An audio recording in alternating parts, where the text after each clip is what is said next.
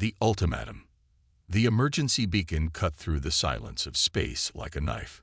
Captain Elena Rodriguez stood on the bridge of the TSV Aurora, her dark eyes scanning the priority message that had just arrived from Earth Command. After 12 years serving in the Terran Space Navy, she had never seen a classification level this high. "Captain, we're receiving docking instructions for Luna Station," reported Lieutenant James Park, her communications officer. His usually steady voice carried a hint of concern. "They'd want us there in 6 hours." Elena nodded grimly. The message was clear. Return to Earth immediately. All senior officers were being recalled from their deep space assignments. Something big was happening, and from the tone of the encrypted transmission, it wasn't good news. The Aurora's quantum engines hummed to life as they changed course toward home. Elena had been exploring the Outer Rim territories, mapping new systems for potential colonization. It was peaceful work, the kind that made her forget about the tensions that had been growing between humanity and the Galactic Oversight Committee. The committee was an alliance of 3 ancient alien species that claimed to maintain order in this sector of the galaxy. The Zentari were tall, crystalline beings who communicated through harmonic vibrations. The Drachneri resembled massive reptiles with 4 arms and scales that changed color with their emotions. The Vexhi were energy beings that inhabited mechanical bodies, their consciousness flowing like liquid light. For the past 50 years, these species had watched humanity's rapid expansion into space with growing concern. Humans had developed faster than light travel, established colonies on dozens of worlds, and created technologies that impressed even the ancient races. But progress came with a price, and Elena suspected that bill was about to come due. 6 hours later, the Aurora docked at Luna Station. Elena was immediately escorted to a secure transport that took her directly to Earth's surface. She found herself in Geneva, inside the fortified complex that housed the Terran government's headquarters. President Chen Wei was waiting for her in the main conference room. The president was a small, sharp-eyed woman whose calm demeanor had guided humanity through its greatest expansion period. Around the oval table sat Admiral Kai Nakamura, Earth's top military strategist, and Dr. Sarah Mitchell, the brilliant scientist who had developed humanity's quantum drive technology. "Captain Rodriguez," President Chen said, gesturing to an empty chair. "Thank you for coming so quickly. We have a situation." Elena took her seat and noticed the tension in the room immediately. Admiral Nakamura's jaw was set tight, and Dr. Mitchell looked like she hadn't slept in days. Whatever was happening, it was serious. "The Galactic Oversight Committee has issued an ultimatum," President Chen continued. "They arrive in 72 hours to deliver it in person, but we've already received the preliminary demands." She activated a holographic display in the center of the table. The terms appeared in glowing text, and Elena felt her blood run cold as she read them. The committee demanded that humanity immediately cease all quantum drive research and development. All existing quantum drive technology was to be surrendered to committee oversight. No new human colonies could be established without committee approval. Most shocking of all, Earth was to accept permanent committee observers with authority to monitor and regulate human activities. "This is insane," Elena said, unable to keep the anger from her voice. "They're asking us to give up our independence." Admiral Nakamura leaned forward, his weathered face showing years of military service. "It gets worse, Captain.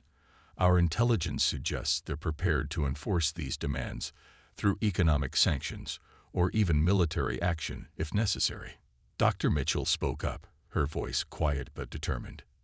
"They fear our quantum technology. In 50 years, we've achieved what took them centuries.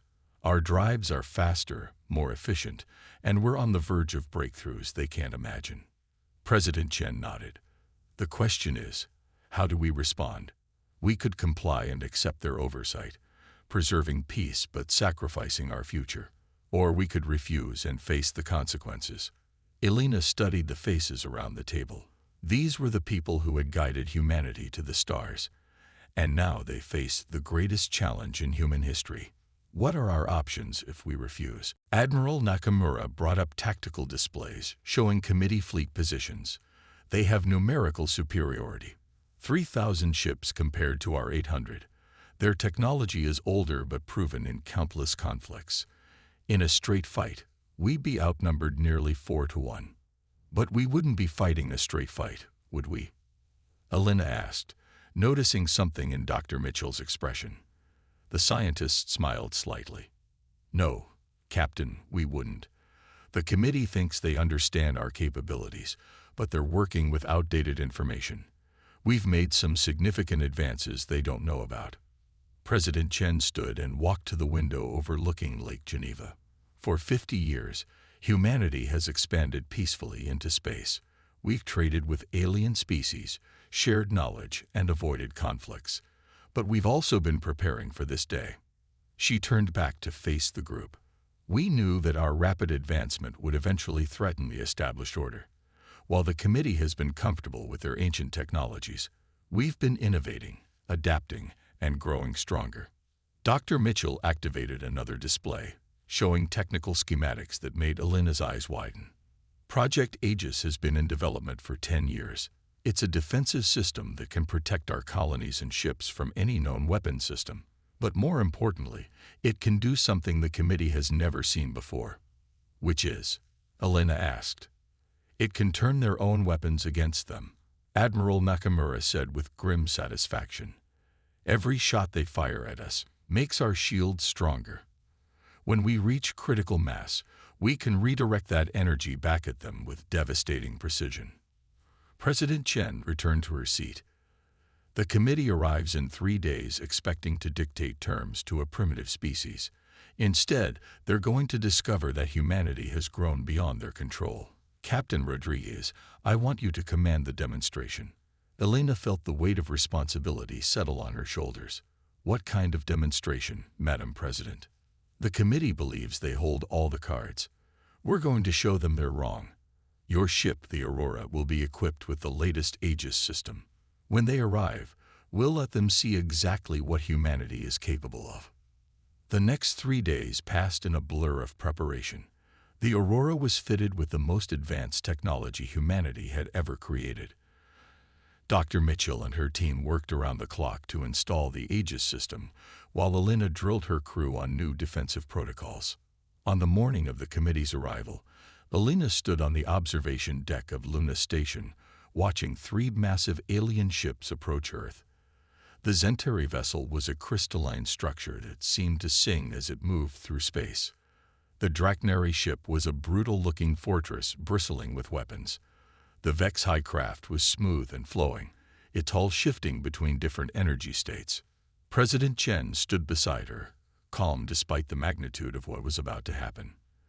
"They're beautiful ships," she said quietly. "Each one represents thousands of years of technological development. But they also represent stagnation." Elena nodded. "While they've been perfecting old designs, we've been creating new ones." The alien delegation materialized in Luna Station's main conference room using advanced transportation technology. Zixthera, the Zentari leader, was a towering crystal being whose surface reflected light in mesmerizing patterns. Volkmar, the Drachnari commander, was a massive reptilian creature whose scales shifted from green to deep red as he looked around the room. The Vex-High representative, calling itself Flux, was contained within a humanoid mechanical body that pulsed with internal energy. "Humans of Earth," Zixthera began, its voice creating harmonic frequencies that resonated through the room. "We come representing the Galactic Oversight Committee. Your species has advanced rapidly, perhaps too rapidly for the stability of this sector." President Chen rose to greet their visitors. "Welcome to Luna Station. We appreciate the committee taking time to meet with us directly." Volkmar stepped forward, his 4 arms spread in what Elena assumed was meant to be a gesture of authority. "This is not a negotiation, human leader. Your species has developed technologies that threaten the balance we have maintained for millennia. You will comply with our requirements, or face the consequences." Elena felt her anger rise, but President Chen remained perfectly calm. "I understand your concerns. Commander Volkmarch, perhaps we could discuss this more privately. Captain Rodriguez, would you escort our guests to Conference Room Alpha?" As they moved through the station, Elena noticed the aliens examining everything with keen interest. They were clearly trying to assess human capabilities, but they were looking for conventional technologies. They had no idea what humanity had really been developing. Conference Room Alpha was one of the station's most secure areas, with walls that could withstand direct weapons fire. As the group settled around the conference table, Elena took her position near the communications console, ready to coordinate with the Aurora if needed. Flux, the Vex High representative, spoke in a voice that sounded like electronic music. Your quantum drive technology must be surrendered to committee oversight. The rapid expansion of your species threatens established trade routes and territorial boundaries. President Chen folded her hands calmly. I understand your position, but I'm afraid we cannot accept your terms. Humanity's expansion has been peaceful and conducted in unoccupied systems. We have never threatened any established civilization. There is crystalline form, pulsed with agitation. Your naivety is dangerous. Rapid technological advancement without proper guidance leads to chaos. We have seen it before. Perhaps, President Chen said, but we believe we found a different path. Captain Rodriguez, please show our guests what humanity has accomplished. Elena activated the communications system, establishing a secure link with the Aurora. On the main display, the alien delegates could see her ship positioned near Earth's orbital defense platforms. What you're seeing, Elena explained, is our response to your ultimatum. The Aurora is equipped with technology that represents 50 years of human innovation. Dr. Mitchell, would you care to explain? Dr. Mitchell appeared on the display, broadcasting from the Aurora's bridge. The Aegis defensive system you're about to witness can absorb and redirect energy from any source. It doesn't just protect us from attacks, it turns those attacks into our strength. Vokmar's scales turned a deep red, indicating anger or alarm. This is impossible. No species has developed such technology. Elena smiled. That's because no species has ever been as adaptable as humanity. We don't just improve existing technology, we completely reimagine what's possible. Suddenly, alarms began sounding throughout Luna Station. Elena's communications console lit up with priority messages from Earth Command. What's happening? President Chen demanded. Unidentified ships approaching the outer system, Elena reported, reading the incoming data. 12 vessels, configuration unknown, approaching at high speed. Zixthera's harmonic voice carried a note of surprise. This was not authorized by the committee. Volkmar's 4 arms moved in agitation. Pirates, perhaps, or rogue elements, seeking to exploit the situation. Elena frowned as more information came in. They're not pirates. These ships are using advanced stealth technology and coordinated attack patterns. Someone doesn't want this meeting to succeed. The implications hit everyone in the room simultaneously. If the meeting failed and relations between humanity and the committee broke down completely, certain factions on both sides would benefit from the resulting chaos. President Chen stood, her diplomatic mask finally slipping to reveal the steel beneath. It seems we have mutual enemies, honored delegates. Perhaps it's time to see what humanity and the committee can accomplish when we work together instead of against each other. Elena's hands were already moving across her console, establishing emergency protocols. Captain Rodriguez to Aurora. We have incoming hostiles. 12 ships, unknown configuration. Estimated arrival in 40 minutes. Dr. Mitchell's voice crackled through the speakers. Aurora ready for combat operations. Aegis system online and charging. Elena turned to the alien delegates. Your ships are welcome to assist in defending Earth, or you can observe how humans handle threats to our world. Volkmar's scales shifted to a color Elena had never seen before, something between respect and anticipation. Perhaps we underestimated your species, Captain Rodriguez. As the unknown ships approached Earth's outer defenses, Elena realized that the next few hours would determine not just humanity's future, but the future of galactic civilization itself. The real test was about to begin. The response. The Aurora hung in space between Earth and the approaching enemy ships like a guardian angel carved from steel and starlight. Captain Elena Rodriguez stood on her bridge, watching tactical displays that showed 12 hostile vessels approaching in a perfect attack formation. Whatever they were, they moved with military precision that suggested professional training and advanced coordination. Enemy ships will be in weapons range in 30 minutes, reported Lieutenant Park from the communications station. They're maintaining radio silence and ignoring all hail attempts. Elena nodded, her eyes fixed on the tactical display. Dr. Mitchell, what's the status on our Aegis system? Dr. Sarah Mitchell looked up from her science console, her face showing both excitement and nervousness. All systems green, Captain. The quantum field generators are online, and we're at full operational capacity. But this will be the first real combat test. Through the view screen, Elena could see the 3 committee ships holding position near Luna Station. After the initial shock of discovering they weren't responsible for the approaching threat, the alien delegates had agreed to observe humanity's response. Zixthara, Vokmar, and Flux were still aboard Luna Station, watching events unfold with growing interest. President Chen's voice came through the secure communication channel. Captain Rodriguez, you have full authority to defend Earth by any means necessary. The committee delegates are intrigued by our defensive capabilities. Elena allowed herself a small smile. Understood, Madam President. We won't disappoint them. Admiral Nakamura's tactical analysis appeared on the auxiliary display. Elena, these aren't random pirates. The ships are using formation tactics I've seen before.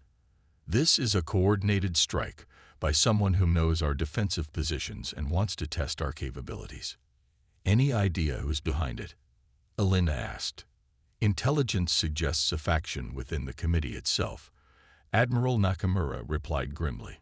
Not everyone agreed with the diplomatic approach. Some preferred a more direct method of dealing with the human problem.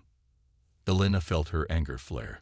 The committee had come to Earth demanding submission, and now some of their own people were launching an attack to force the issue.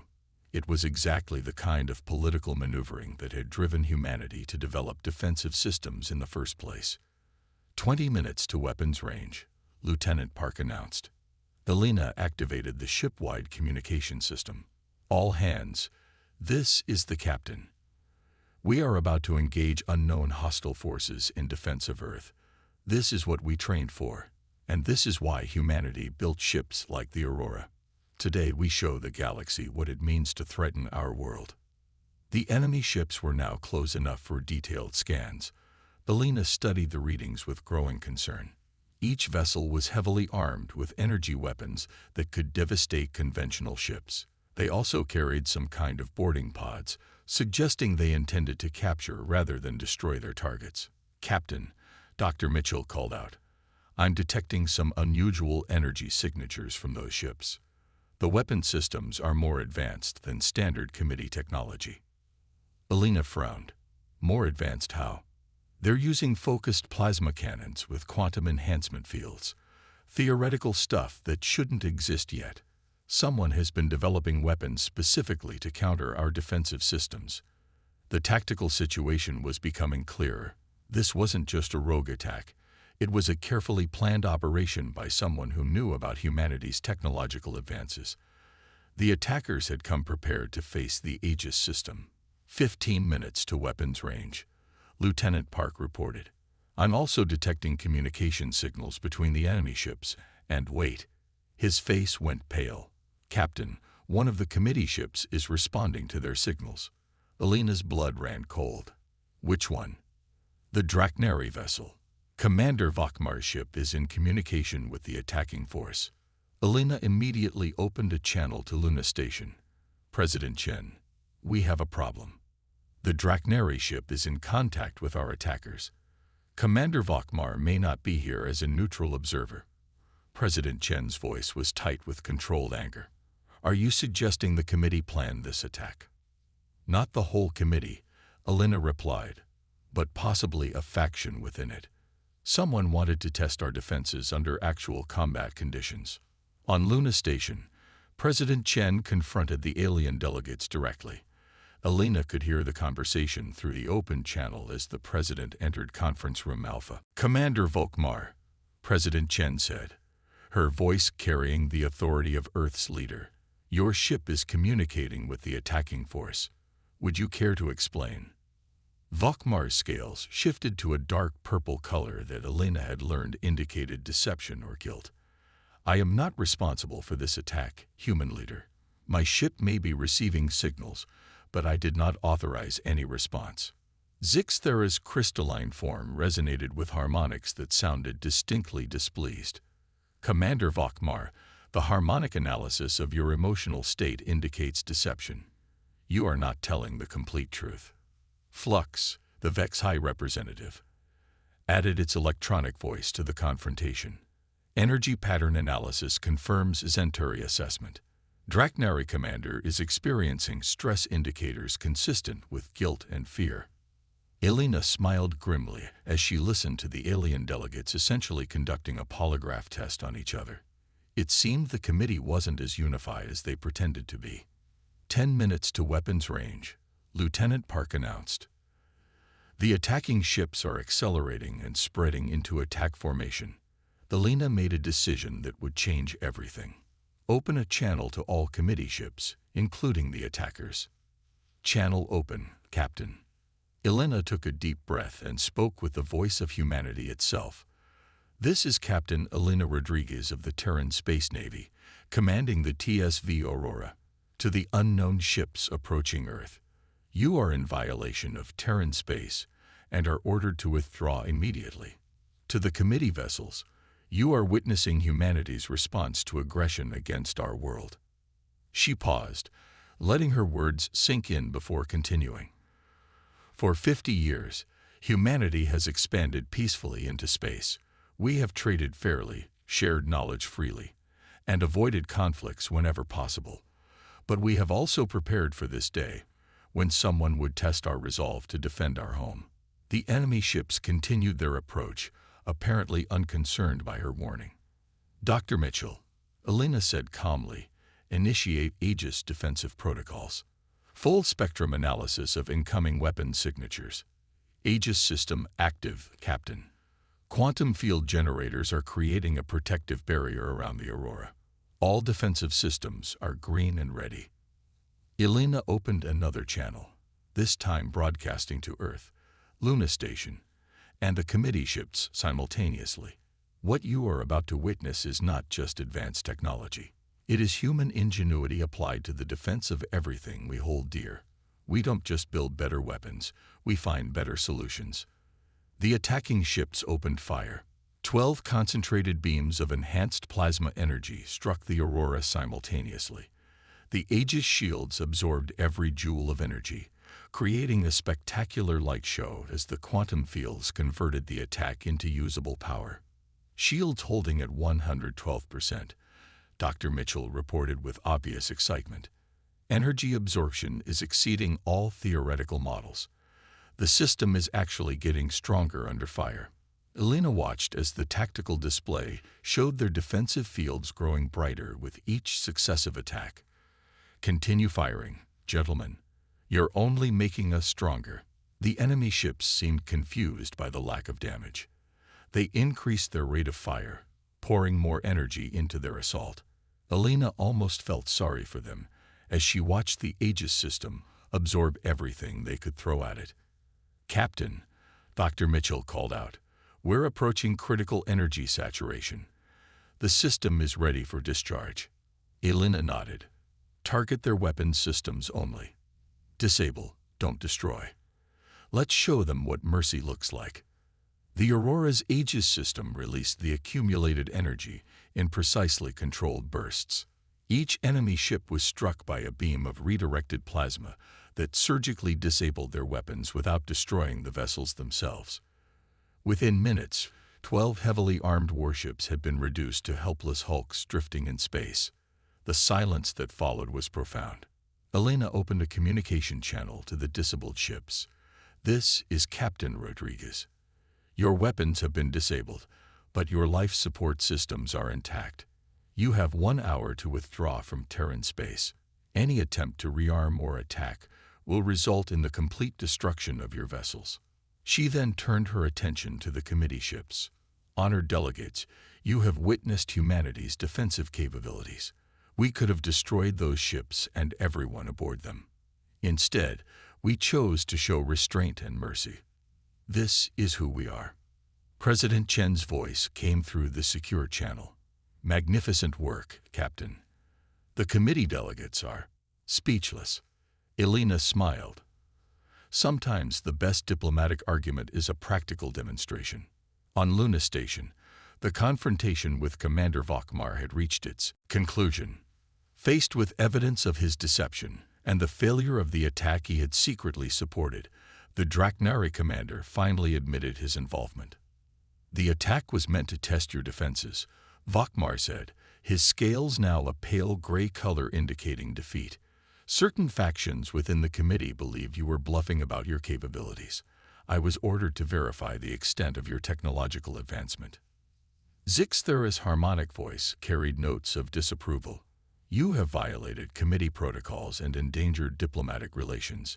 Your actions will be reported to the full committee for judgment. President Chen leaned back in her chair, finally allowing herself to relax slightly. Commander Vakmar, your people sent 12 ships to attack Earth. We disabled all of them without causing a single casualty. I think that tells you everything you need to know about our capabilities and our intentions. Elena's voice joined the conversation from the Aurora. The disabled ships are withdrawing now, Madam President. Their weapon systems will remain offline for approximately 6 hours, giving them time to leave our space safely. Flux, the Vex High representative, spoke in its electronic tones. This demonstration has provided valuable data about human capabilities and character. Energy pattern analysis indicates that Terran defensive systems are indeed superior to committee projections. Elena allowed herself a moment of satisfaction. We're not trying to be superior to anyone. We're just trying to be free to determine our own future. President Chen stood and addressed the alien delegates directly. The committee came here with an ultimatum demanding our submission. Instead, you've discovered that humanity has grown beyond the need for your oversight. We don't seek conflict, but we will defend ourselves if necessary. Zixthera's crystalline form pulsed with new harmonics. Perhaps the committee's initial assessment was incorrect. Your species has demonstrated both technological capability and moral restraint. This changes the nature of our relationship. Elena smiled as she listened to the conversation. The balance of power in the galaxy had just shifted, and everyone knew it. Dr. Mitchell, Elena said, begin powering down the Aegis system. I think we've made our point. As the Aurora's defensive fields faded back to normal levels, Elena reflected on what they had accomplished. Humanity had faced its greatest challenge and emerged not as conquerors, but as equals. The committee would return to their worlds with a new understanding of what humans were capable of, and more importantly, what they chose to do with that capability. President Chen's final words to the committee delegates summed up humanity's position perfectly. We don't want to rule the galaxy. We just want to be part of it as equals, not subjects. Today we've shown that we have the strength to demand that equality. Tomorrow, we hope to show that we have the wisdom to use it well. As the committee ships prepared to depart, carrying news of humanity's emergence as a true galactic power, Elena knew that the future would bring new challenges. But for the first time since the ultimatum had arrived, she was confident that humanity would face those challenges as free beings, masters of their own destiny among the stars. The Terran defiance had succeeded, not through conquest, but through the very human combination of strength and mercy it would define their place in the galaxy for generations to come.